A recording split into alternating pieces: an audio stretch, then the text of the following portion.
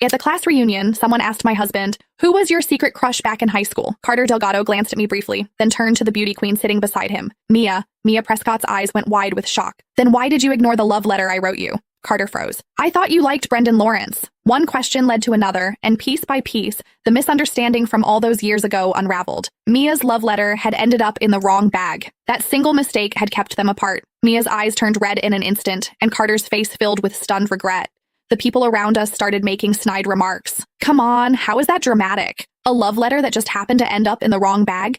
You don't think someone might have switched it on purpose?" The air went dead. Every pair of eyes in the room turned to me. Most of our classmates had no idea that Carter and I had been married for 5 years. All they remembered was that I was the ugly duckling who'd shamelessly chased after Carter Delgado back in the day. I turned to look at him. I wanted him to say something. Anything.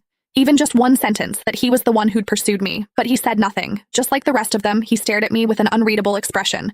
In that moment, I slipped the wedding ring off my finger, the one I'd worn for 5 years, and told myself it was over. A few more rounds of drinks passed. Mia ran over to Carter's side, tears streaming down her face like rain on cherry blossoms, and they poured their hearts out to each other. "I can't believe it was all just a misunderstanding. If only I'd written your name at the top of that letter, then you wouldn't have thought that the person I liked was someone else." Carter's gaze was heavy, full of regret. No one could have predicted it, that things would turn out this way. Mia grew more emotional, drinking more than she should have. Carter stayed beside her the entire time, gently patting her back, even handing her a glass of hangover remedy. From start to finish, he never once looked at me. The excited chatter around us swelled. Who would have thought? A crush that fizzled out years ago actually gets a second chance 8 years later. So the Delgado prodigy from our business school really did have a thing for the Prescott beauty queen? If they'd gotten together back then, their kid would probably be in preschool by now. Then someone else chimed in, voice dripping with spite. Exactly. If certain people hadn't thrown themselves at Carter so shamelessly, maybe those two wouldn't have spent all these years apart. Their gazes drifted toward me, one by one.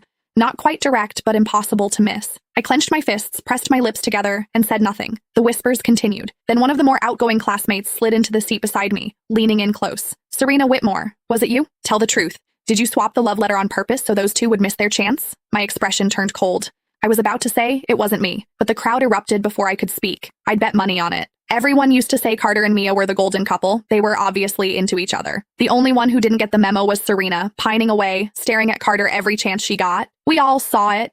The second evening study hall ended. She'd drag him out to the track field. Who knows what other stunts she pulled. Swapping a love letter? That's nothing for someone like her. Obviously she did it. Do we even need to ask? None of them knew that Carter and I were together. 8 years as a couple, 5 years as husband and wife. They only remembered that I used to hang around Carter a lot. They assumed I was the one chasing him. A lovesick nobody reaching for someone out of her league, desperate to land the golden boy, but they didn't know the truth. From the very beginning, Carter was the one who pursued me. He was reserved by nature, never one for public displays.